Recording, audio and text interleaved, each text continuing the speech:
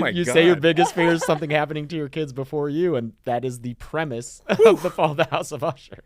Damn. I have not put that together at all. Well done. Wow. No, I don't know. I'm asking.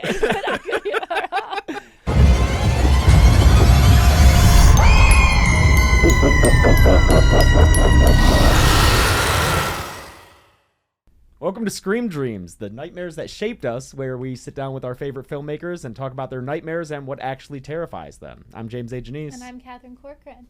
Yes, today we are sitting down with Mike Flanagan, filmmaker extraordinaire. I'm going to say it. Yeah. I think that's an apt label. Legendary filmmaker. Ooh, yes, modern day legend. Yeah. Filmmaking Yikes. god, even. Yeah, I'll throw that out there. Hi. Hi. Thanks for having me. Thank you so much. Thank you, Mike, for joining us. Yeah.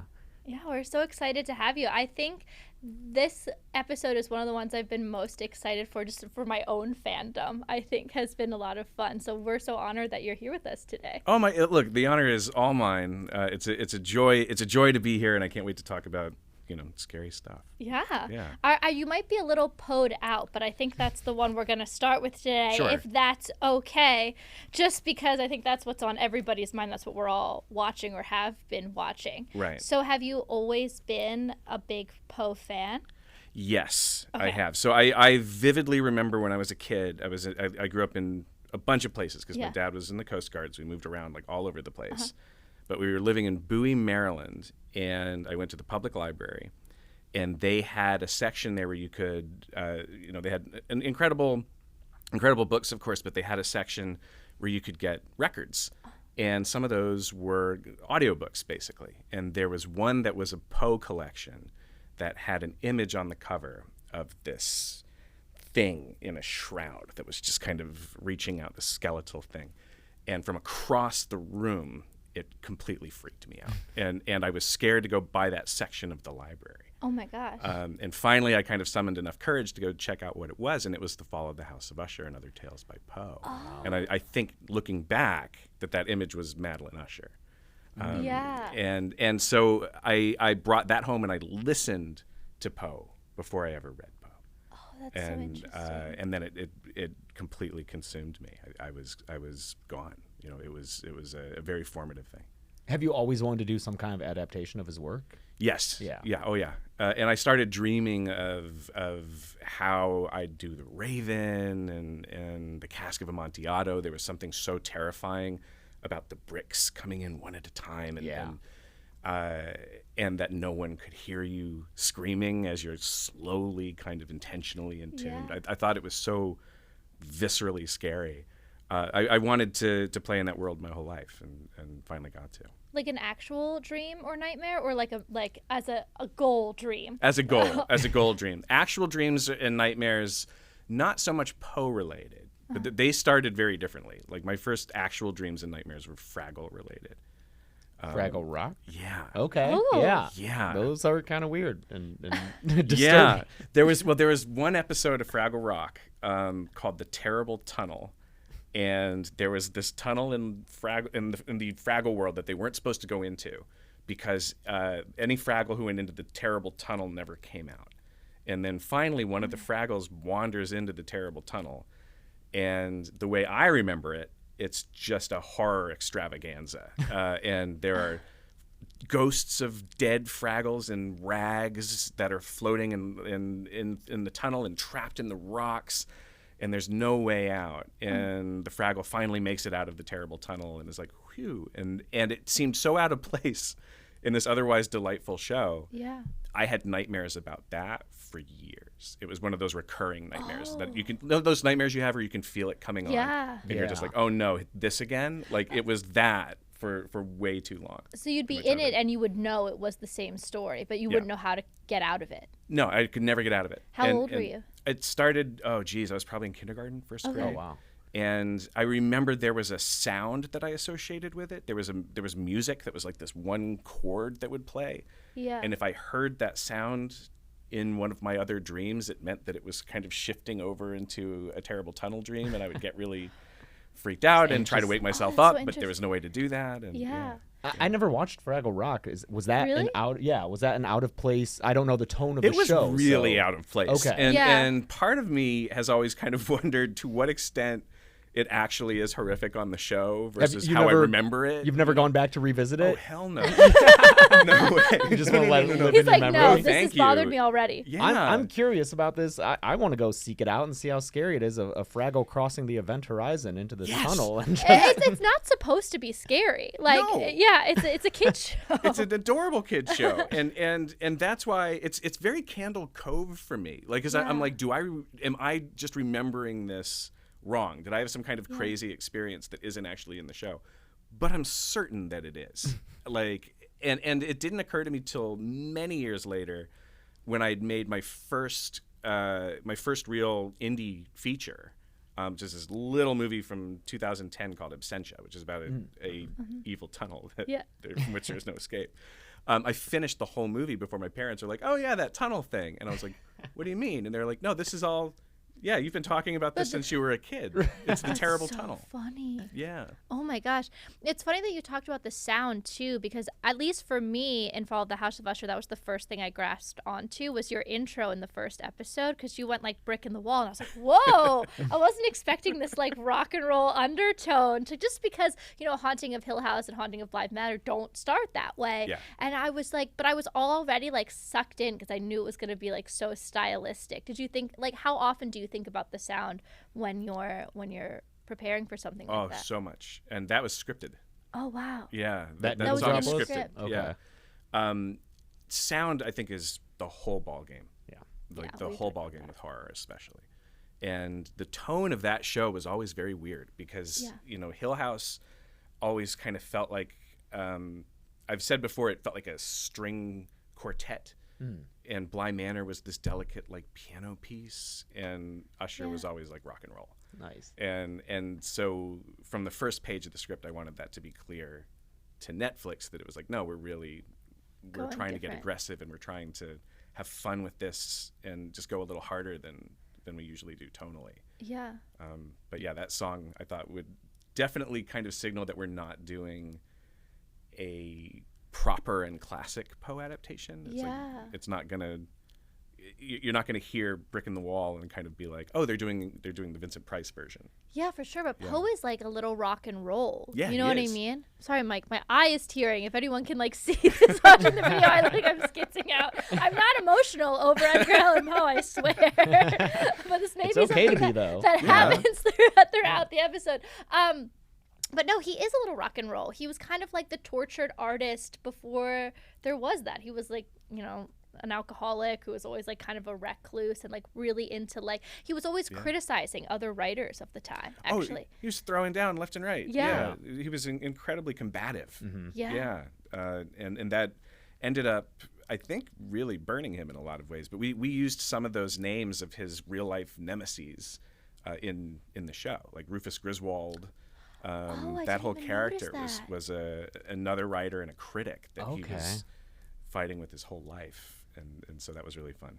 But Yeah, he was very intense, that dude. I love how The Fall of the House of Usher incorporates so many of Poe's works into just one through line. When did you have the idea for that, as opposed to just adapting one into a single work? It was kind of a reaction to how we approached Bly Manor. Okay. And Okay. there was a time when I was thinking that Usher might have been a great season of The Haunting, but the thing that kind of took it away from that world was that we didn't really have ghosts. It was a different kind of story. And I loved the approach we got to do with Henry James in kind of mixing a bunch of his stories together.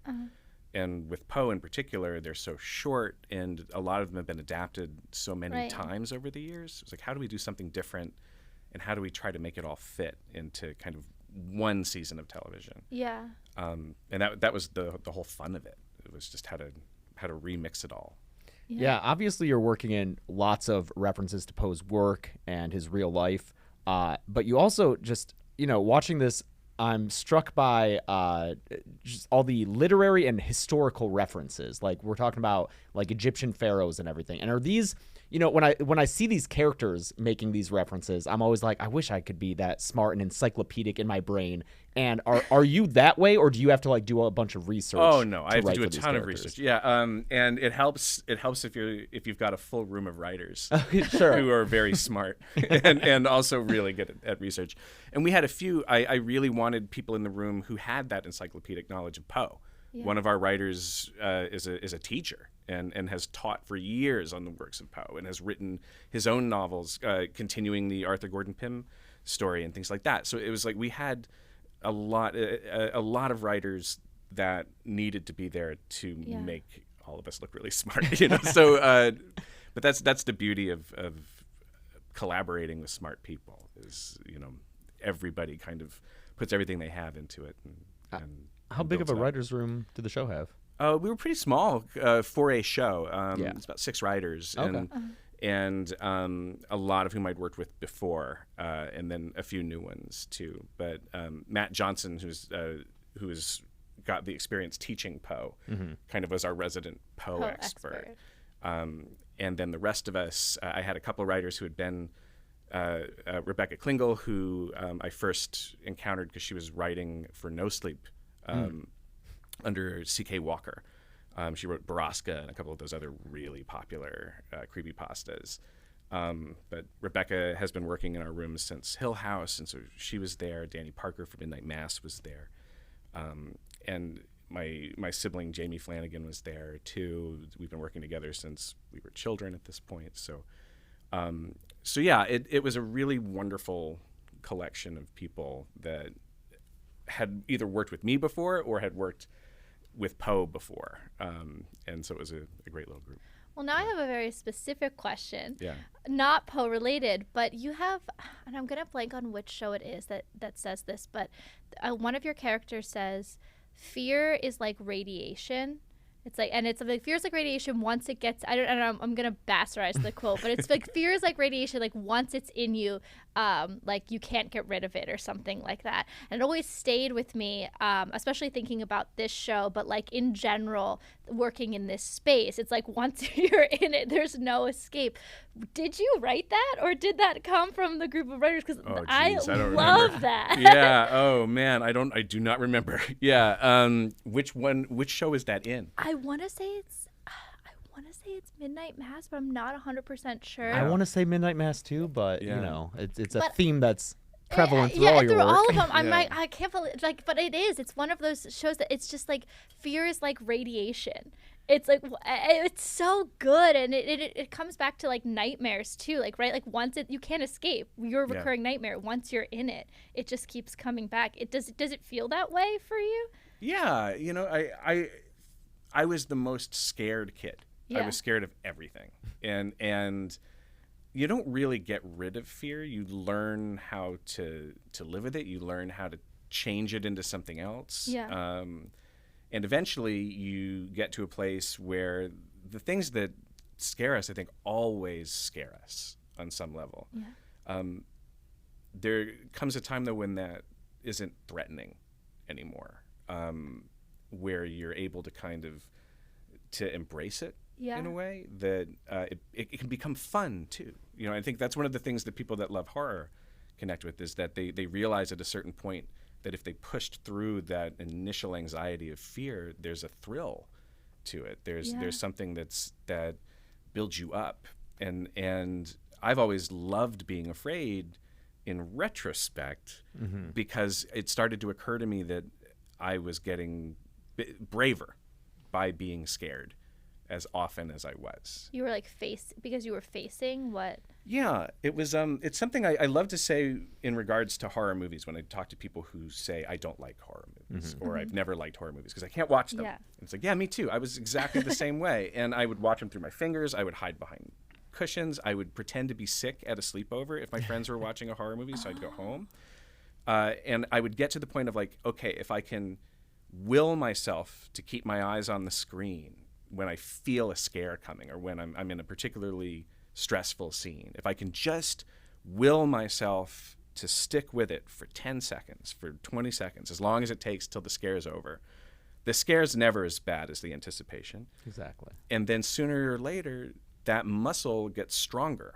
And it's like, okay, well, if I can will myself not to look away, not to flinch away or hide from something for an hour or for a day, you can carry that into your everyday life in a really profound way. And I think that's why the horror genre endures the way that it does, is whether people are conscious of it or not. It's exercise and courage that helps us deal with life in a way that otherwise we might not be equipped to deal with it.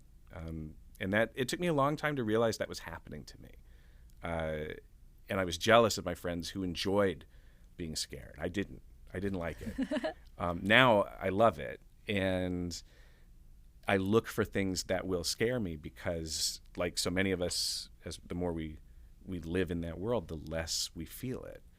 And so now when a movie scares me, I get so excited. Yeah. And I'm like, this really got me. Like, this really got under my skin. I felt that same anxiety of having to go like this in the middle of a scary scene. I haven't felt that in 10 years. That's amazing. So yeah, it's. I think fear is. It's the great unifier. It's the first thing we feel, right? You know, we're all kind of born screaming into the world, and one of the first things I remember, and most of the people I know remember, is being scared as a kid of something. You know, it's completely a universal experience, and it shapes our choices and our behaviors all the way through our formative years and into our adulthood. And how many things do we see out there in the world happening right now that are a direct result of people who are scared? What scares you now? Oh, Or, like, what are geez. some examples of that you think?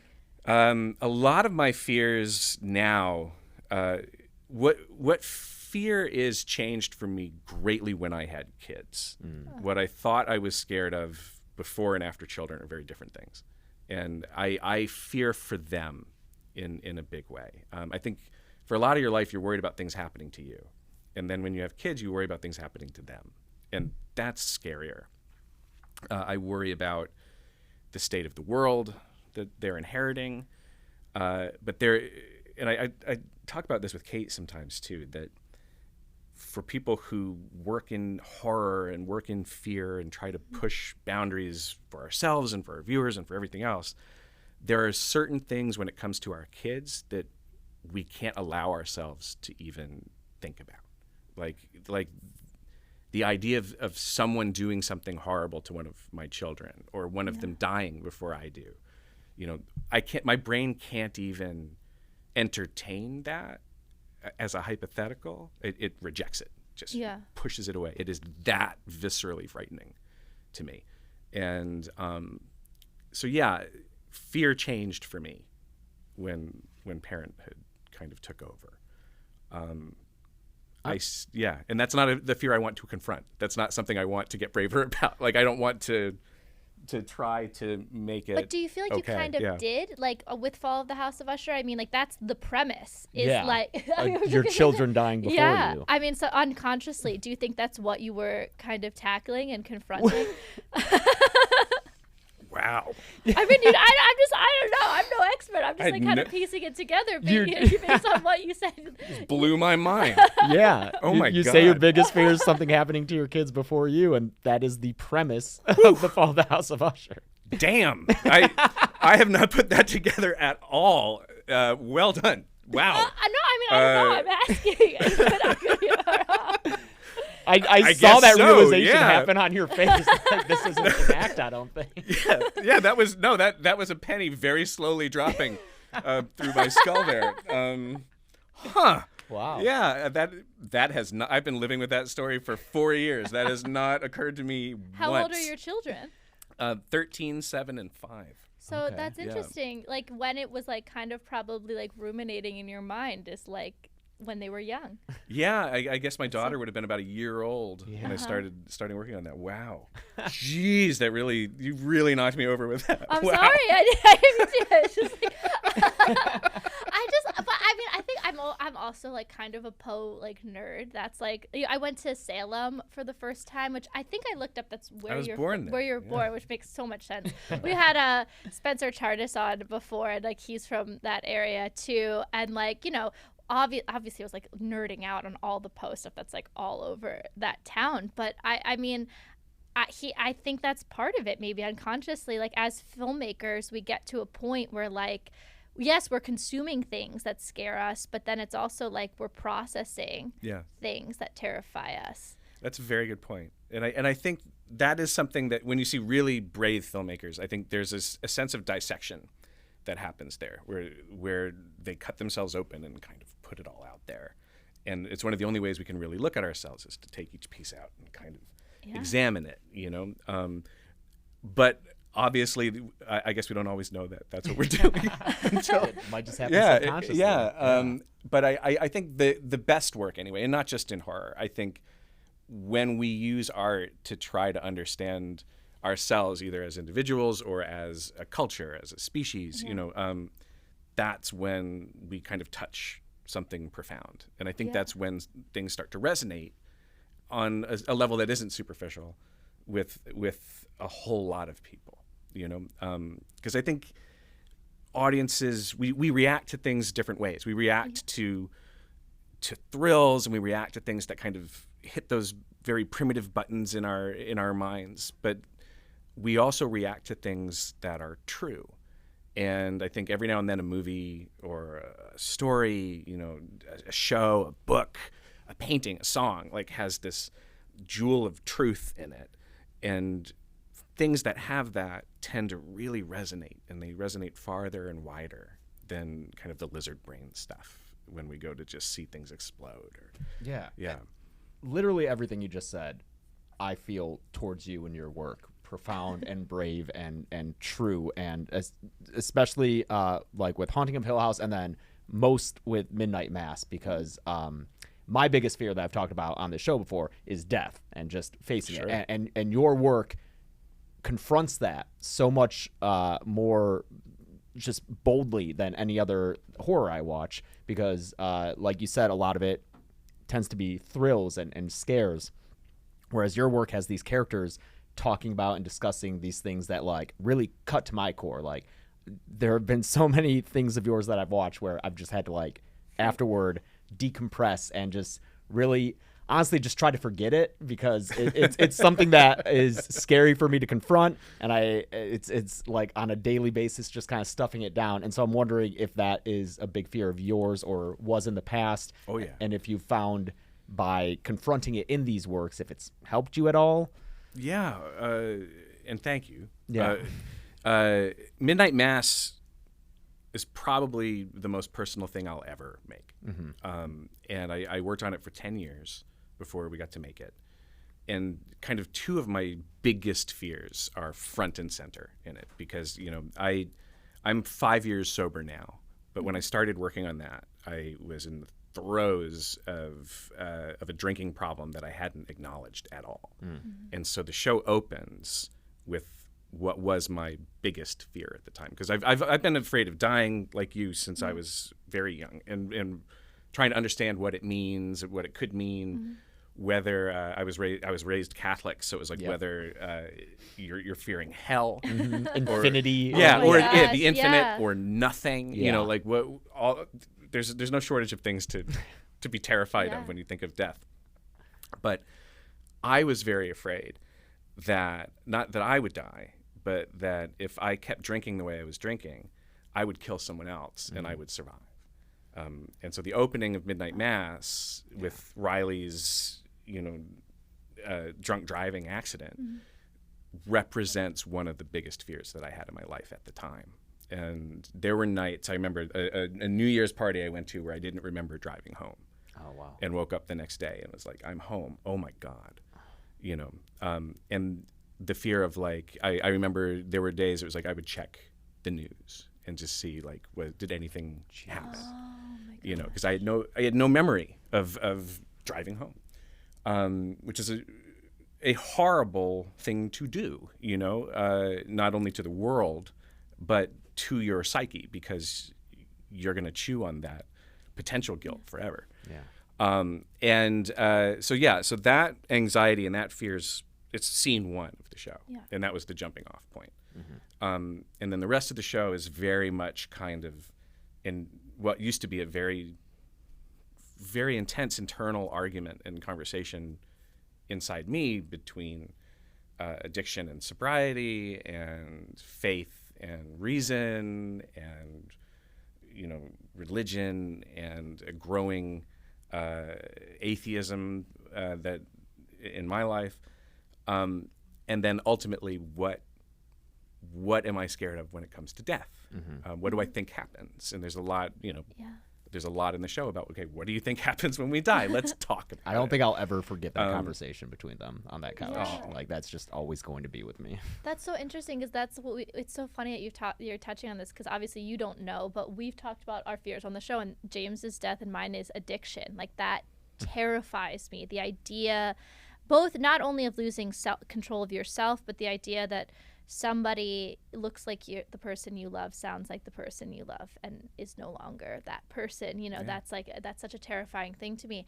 And I mean, I've talked about it with other producers on the show, but it's interesting to watch you process it through your work, because I've always been one of like the opposite, where this is very like actor hippy dippy, but like the Aristotle talks about in the Poetics that like the purpose of storytelling is that it is the closest we can be as human beings to understanding another human's suffering or fear or anxiety without suffering ourselves. And he uses the term catharsis in that. And what he says is like the purpose of it is that like at the end of a painting, at the end of a song, now after you watch a movie, the lights come up and you may have felt real fear, you may have cried, you may have like laughed. All of those things are very visceral in your body when you're experiencing it, but when the lights come up, you're purged of that experience, but renewed with an understanding that you didn't have a minute before. And he said like in that is the ability to create real change as people,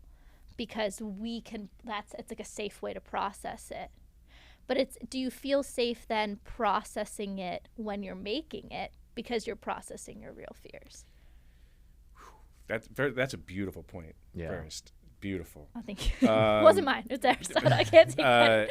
But I don't know if it's safe. There were times on Midnight Mass I didn't feel safe, and there were times when I felt, especially in the writing, very exposed, very vulnerable.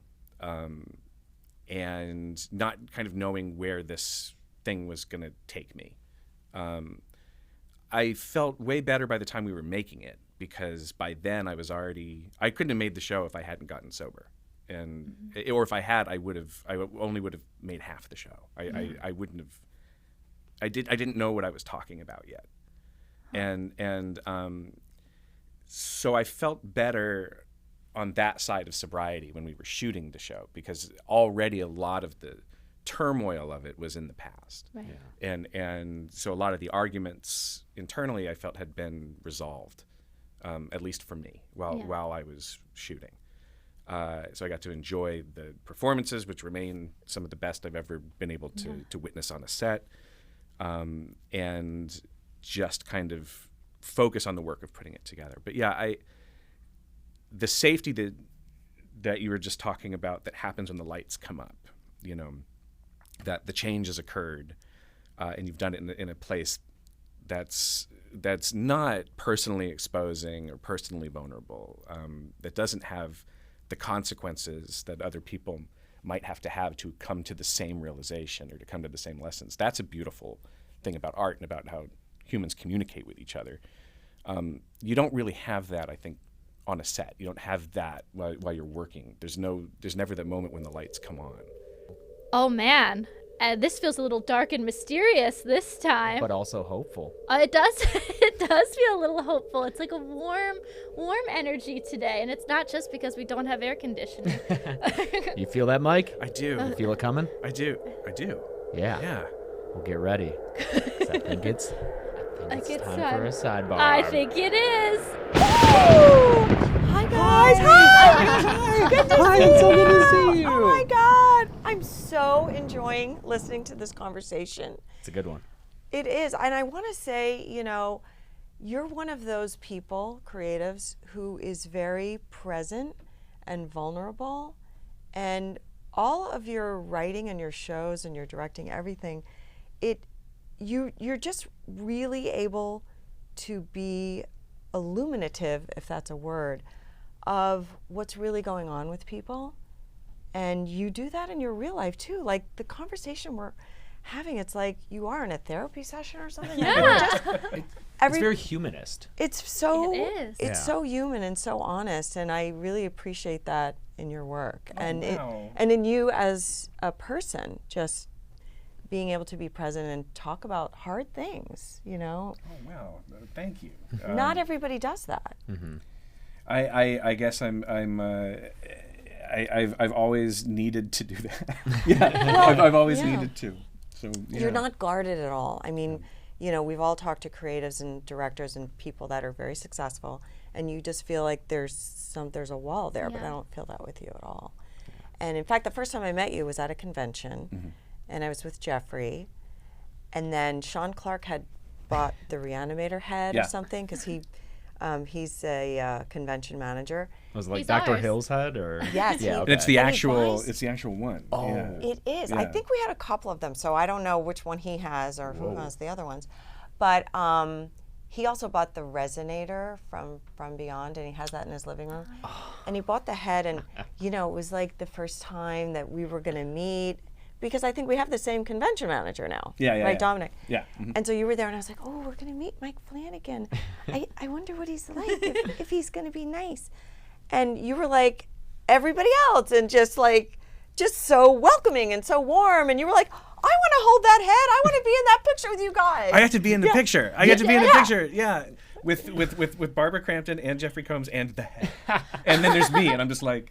We This is did a awesome. convention Yeah. where Mike was in the same room as us, and he came over to say hi to Chelsea and I. And while we were talking to fans, and he just waited off to the side. And then when we got up to take a picture with them, he took the picture. He was like, "Oh, I'll take that picture for Oh you." my God. And Oh my just God. I remember when Yeah. we first met him. Yeah. The thing that Chelsea and I left saying was, "He's a normal guy, like a really great guy, but guy. you Yeah. see all this, very heavy stuff, and you expect maybe a dark, Don't ever brooding change. individual." Yeah. Yeah. Oh no! I hope I'm well past the danger zone of losing that.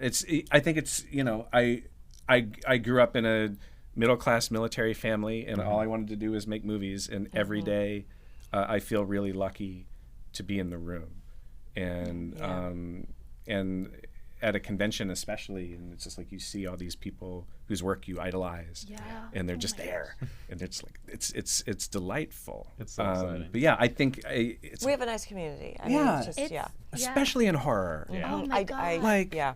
yeah. Well, and you were talking about early on in the interview, just about, what kind of upbringing you had and being a child and being afraid, and how horror, just teaches us how to combat our insecurities and our fears. And I also feel that way about myself. Like, there's two things you said that I was over there and I was listening. I was going, yeah, I get this.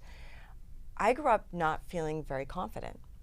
And I feel like working in horror has helped me to feel more confident as a person. And I actually feel like I feel more confident about myself maybe in the last 10 years only. Since, I worked in horror, and then I went and had a family, and then I came back. And the last 10 years since You're Next, I feel like I've been more self-actualized as a person, and I've worked more in horror now than I did when I was younger, and I feel like it's really prepared me for anything in life, you know. So I appreciate that about horror. And also, you were talking about having kids and how you're afraid for them now, and that's the same for me. My kids are in college, and I'm like, every day I think about them. Are they going to be safe? Are they going to be alive? Or, my daughter's in Amsterdam. Is she going to come back? And is something going to happen over there? I don't know. So you're always worrying about your children and politics and what's going on in the world, and is it going to be okay for them? It's a different kind of anxiety too than anything I ever felt before I had kids. It's completely different. And yeah, how do we prepare? Like, with horror movies, we feel like we prepare for our own lives and our own fears that are sort of inside the ways that we talk to ourselves or something. But how do we deal with that with our families and our children? Like, I don't think you ever get over that, or there's any way to deal with that. It's a present anxiety all the time. It's like a layer in your life that's always there. It's like a background hum. Yeah. And how things that are happening today will affect them decades from now, and it makes you way more politically interested, or at least for me. I was very casually like whatever with politics when I was younger, but imagining what this particular moment is going to mean for my daughter. Me too.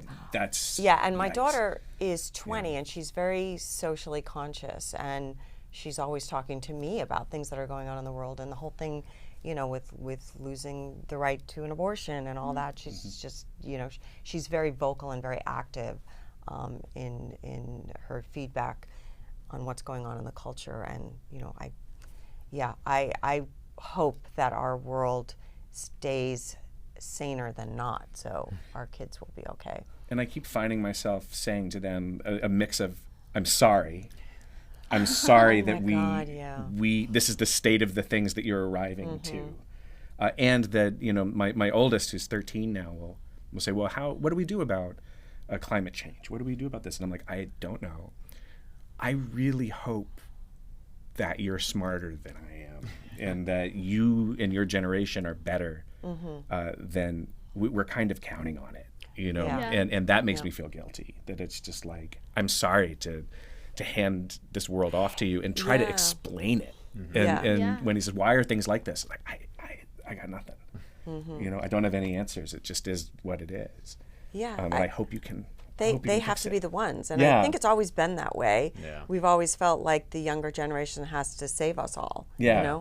And it's weird at like our age, like transitioning out of we are no longer the future and the younger generation who will fix it. We are moving into that period of the I'm sorry. Can you please do it? I know. We took a swing. We tried. We tried maybe our whittled best. away at some my things gosh. and then maybe made incremental changes, but now it's on to the next one. Sorry. I found like when I was younger, I was super. I mean, I'm still politically active, but when I was younger, I was angry. Angry, politically active.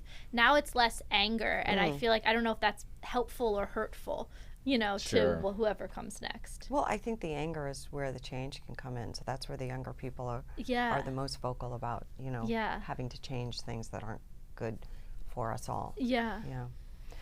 Anyway, that brings us to an important that light conversation topic.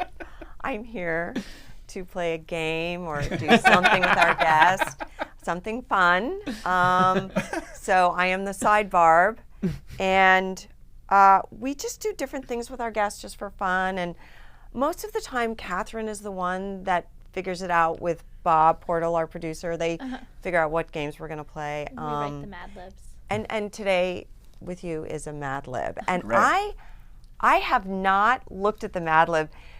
Well, because you always send it to us at 9:30 or 10 I'm at sorry, night. I'm doing a lot. I'm I know, you're busy. I know. Do I even get the Mad Lib? Do you Yeah, send- I always Oh, send okay. it to you. But there's something also fun about, I'm cuckoo about being uber prepared when I'm working. It's also like maybe subtly, unconsciously intentional, because I like It's the- fun to come in blind and do creativity. these. Yeah, you know? because I was busy yesterday. I went shopping with Bonnie Aarons and Judy Aronson, and we were doing like holiday thing, and then we went out and had dinner, and we were having so much fun. And I got home at 10:30, and I was like, I gotta get up early, and I'm just not gonna look at it. And then I thought, well, maybe I'll look at it in the morning. No, I'll just drive into work, and then I'm here and I haven't looked at it, so it'll be Going fun. in blind. All right. It's okay because actually I won't spoil it. Well, do I want to say what? It's a poem, but do I want to say? Yeah, I should say what it is. Sure, but no, but I don't. You don't want to skew what his answers will be. What? But you don't want to skew what his answers. Oh, Is there anything? you're is right. there a direction I should be considering? No. Just random. You're Top right of- about that. top That's of a mind. good thought. Okay, so I'm not going to tell you. Our Mad Lib has a theme, Okay. but I'm not going to tell you what the theme is. I do know that. So we're just going to look for words from you to fill in the Mad Lib, and Addison is going to write them down. Thank you, Addison, and then we'll do it. So we need an adjective. Okay. Just now I can't think of a word. My whole job is writing. Do you know what an adjective is? I do, but I just I know. I completely was like, because yeah. I'm like, Sometimes okay, you I have want to to do this remind right. people I want it to be they are. funny. What's a funny adjective? No. All right, funny. That is, yeah. Yeah. Funny. Okay, good. Mythological creature. Hydra. Oh, cool. Animal. Let's go with a honey badger. Very Nice. good. A color. Purple. Something you sit on. An ottoman. I would say toilet, but okay. Oh, that's better. Let's do toilet. Yeah. Okay. I'm gonna go with I toilet. gave you that one. Okay. Yeah. Yeah. Bidet. Yeah. Bidet. A bidet. Oh, that sounds nicer than toilet. A place. Like a city or like a How specific. What is that, Addison? Like a city or what? okay. Any place, I don't Let's go with strip mall. Good. Okay. An action.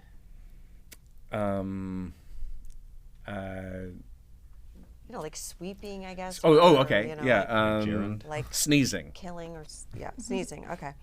A sporting activity. Oh, like hunting or like. Or like lacrosse or ooh, football. okay. Or Sports. The undiscovered country. the other thing. Yeah. I know, I love those man. The other people Yeah. watch and do. Yeah. What is sports? The sports. All right. So yeah, let's go with running. The Great. sport of running. The sort of it's a sport. It's I a think. sport. It's a sporting event. Yeah. Yeah. It's an Olympic thing. Okay, a person. Is it like a real person or a fake person or Person. think like a kind of person. a kind of person? What do you mean? Like a cowboy? Yeah, like Yeah, that's what it seems. That seems to be contextual. A mime. Yeah. a mime. Okay, Ooh, good. Great. Cooking utensil. Spatula. Nice. Type of monster. Oh, okay. Classic monster, maybe. I don't know. Classic monster. I threw that in as an extra helpful not? hint. All right. Let's go with a werewolf. Yeah. Awesome. Character from a book. Okay. Sherlock Holmes. Nice. A living creature, human, pet, or otherwise. A Bernedoodle. Bernedoodle. That's a Is type that a of Bernese? Yeah, it's a Mountain- Bernese mountain dog and a mixed with a poodle. nice. Okay. We have one now. I was gonna say that was very specific. Yeah. Oh my God, it's not enough to be a workaholic and have 3 children. You have the puppy. Bernese You got a mountain- puppy. Oh, a Your puppy kids too? must love that, 65-pound puppy. Yeah, his name is Millhouse. Oh, Yeah. everything's coming up. Yeah. Your puppy is the size of my full-grown dog. I'm afraid he's gonna. It's like a Clifford situation. Oh, He's no. gonna just outgrow the house. Yeah. Yeah. A liquid. Liquid Death, Yes, I was hoping you were going to say that. One of our which is the sponsors. greatest. Yes. Yeah. By the way, like the greatest. Name of a body of water. We already used Liquid Death. All right. Like the Indian yeah, Ocean. yeah, or yeah, the- yeah. Lake Erie. Like yeah. Yeah. Okay. A noun. Whoopee cushion. Another adjective. Smelly. Okay, we have about 6 more. An emotion. Joy. Yay. Another color. Let's say plaid. Plaid, why Nice. not? Something you find in your bathroom. Electric toothbrush. A childhood toy. He-Man. A verb. Run. Okay. Yeah. Type of fabric. Polyester. And the last one, film crew position. Set deck. Set decorator. Yeah. Okay. Yeah. Set decorator. Oh, that's it. Okay. Now we'll take a short break for the printing so we all have our little sides.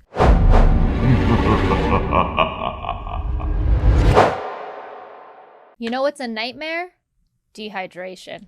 Yeah. You know what's an even worse nightmare? Plastic pollution. That's why we love Liquid Death and their evil mission to murder your thirst and kill plastic pollution. That's right. Their aluminum cans are as metal as they get. So pick some up today because we all need something refreshing to reach for when we wake up from a nightmare. It's true. Cheers.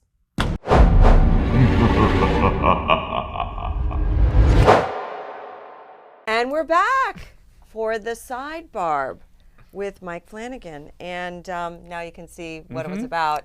And Catherine didn't want to say it was a poem by Edgar Allan Poe. A poem. if you will. That is exactly my kind of joke. Oh my God, so funny. That's fantastic. Yeah.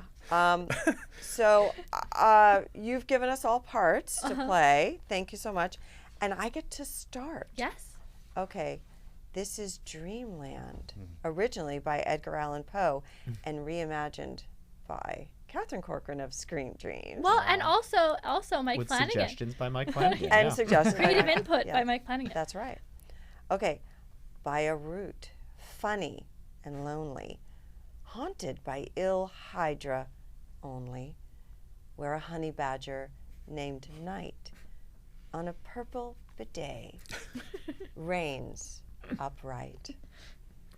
I have reached this strip mall, but newly from an ultimate sneezing thole.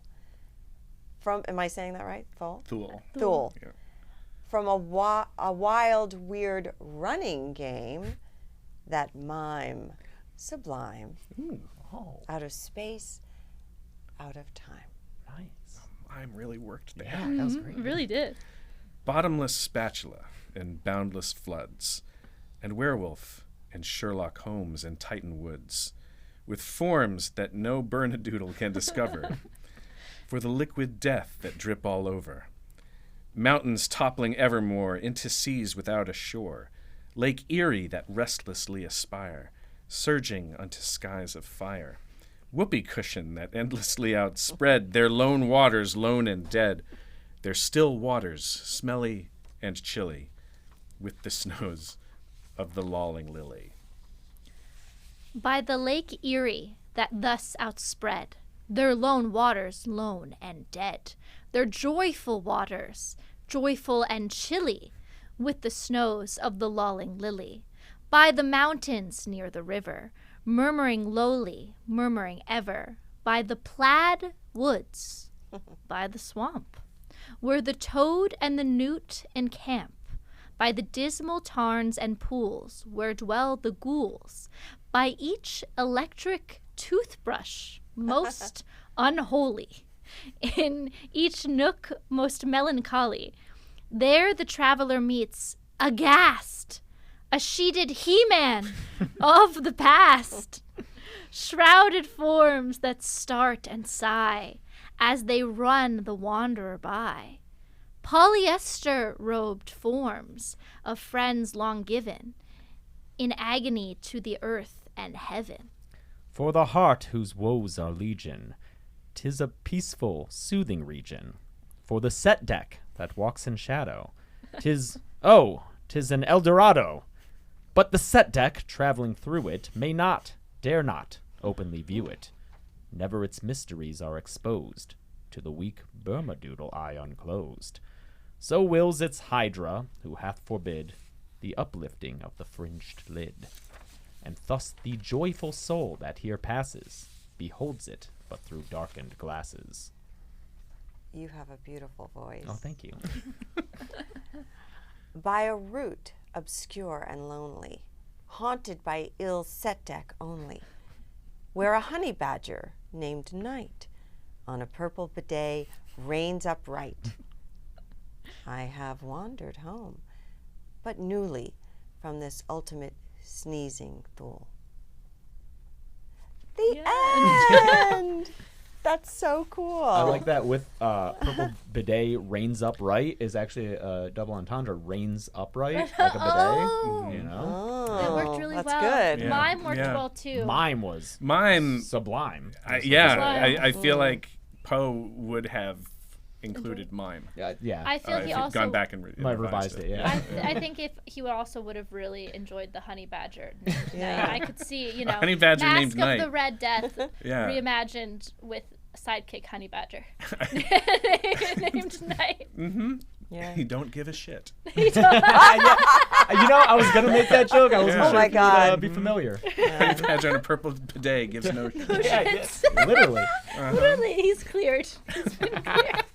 Oh my God, that Wow. was so fun. It was a blast. Yeah, thank you for playing the game with us Oh my and God, doing the thank you. Mad Lib. Yeah. Yeah. I have to go, Oh, and no. it's been fun. So I know you guys have more to talk about. I'll see you later.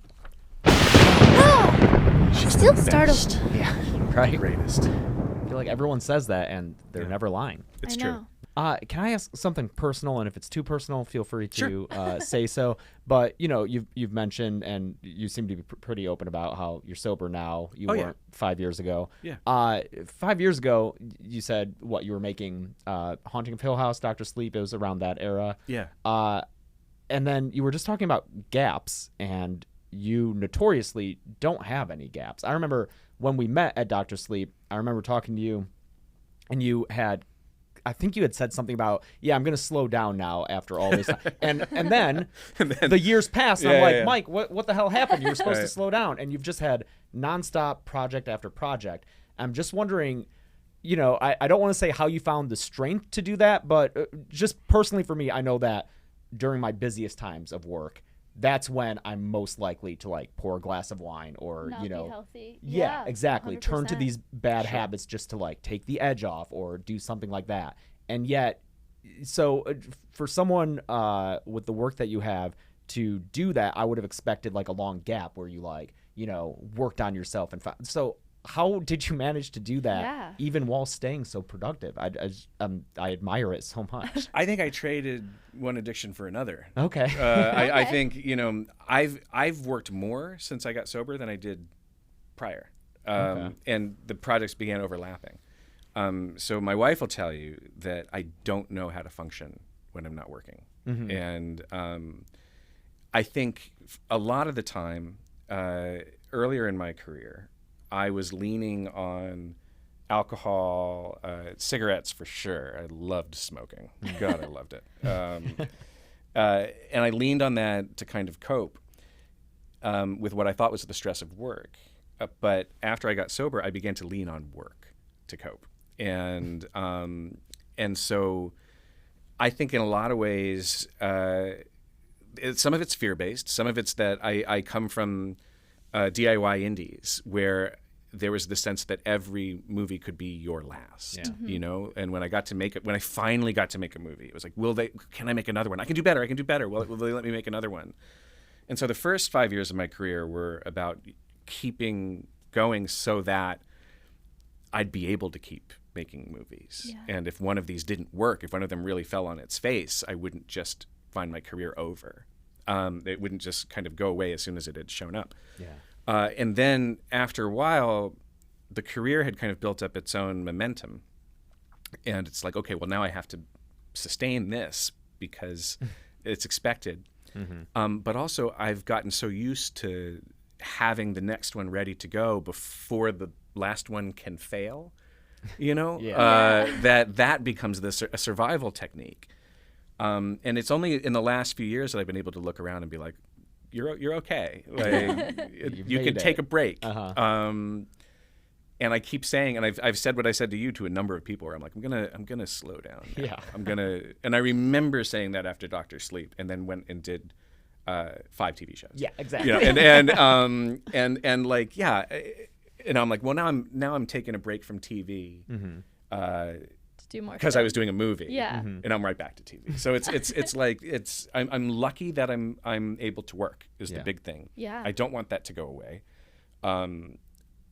and I function emotionally way better when I have that than I do without it. And the gaps that I have had, which are some of them are ridiculous, like when COVID hit and we shut down midnight mass, and there was that period where it's just like the uncertainty of that period. I couldn't function with that kind of uncertainty. I was just a mess, and didn't relapse into anything. But we were locked in the house. Yeah. And I was just like, okay, I'm gonna start writing. I'm just gonna come up with something. Start writing this. And Kate was like, you can relax. If nothing else, I hope that this episode for you is a reminder of the hope that you've instilled in us as creatives and filmmakers, of the Absolutely. people listening and watching.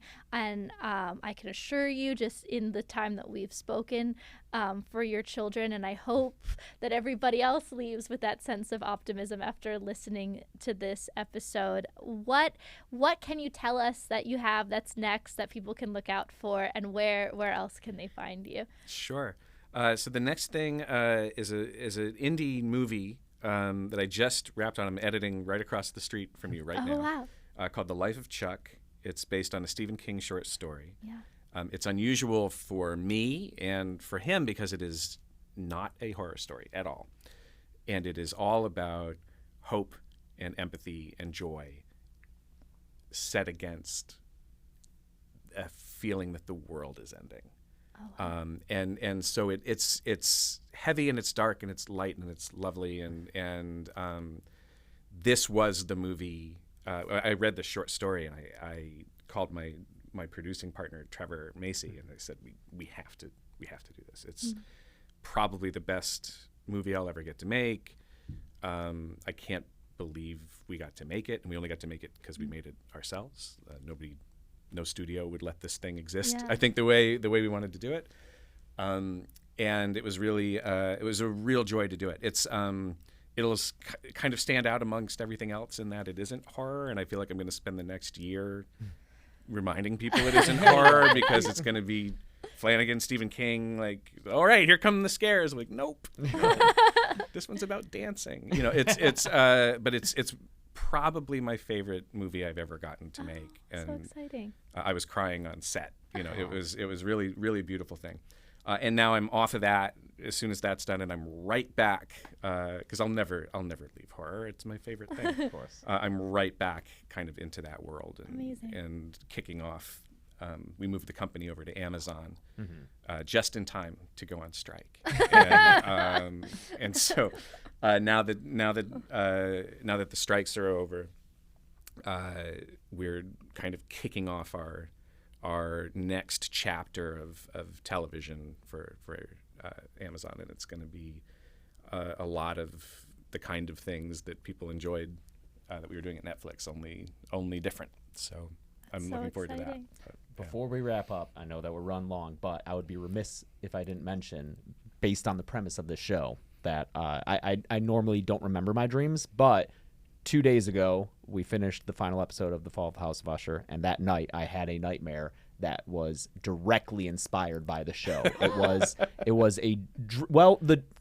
the Usher part wasn't so much a nightmare. It was actually a hopeful dream because I dreamt that turned out I had an actual father who was like a billionaire or something, and he was going to leave me like millions of dollars in his inheritance. So it was directly inspired. And I just remember crying when in the dream when I learned that I would be inheriting this, because I was like, oh, I can stop making I can pause making stuff and try to like write something, which I've been wanting to do for the past couple of years. I just can't find the time to do it with my treadmill. Sure. But that turned into a nightmare in which my childhood dog got flown from a vehicle and died. So that was awful. Oh my gosh. And then I immediately woke up when layered. that dog hit that pavement. But so I didn't have worst. to live with it. But it was definitely Fall of the House of Usher that led that path. And Were you in the clothes, like the style clothes that they wear in the I show don't too? think so. And I do remember it was like I was fighting to take over the company, and then I didn't win the fight, but my fake dad in there was like, I respect the fight, so I'm leaving you this money in the will. Yes. And I was like,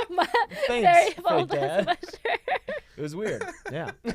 That's exactly what we were going for. Yeah, Really. Yeah. Mission accomplished. So, Yeah. that really warms my heart. That's great. That's awesome. Yeah. Well, we hope you all are inspired to have Poe-inspired dreams or otherwise at the end of this, but always let this be the reminder of hope and encouragement that you need. Until next time, thank you so much for joining us, Mike. I'm Catherine Corcoran. And I'm James A. Janice. This is Scream Dreams. Let this be a reminder to always leave the light on.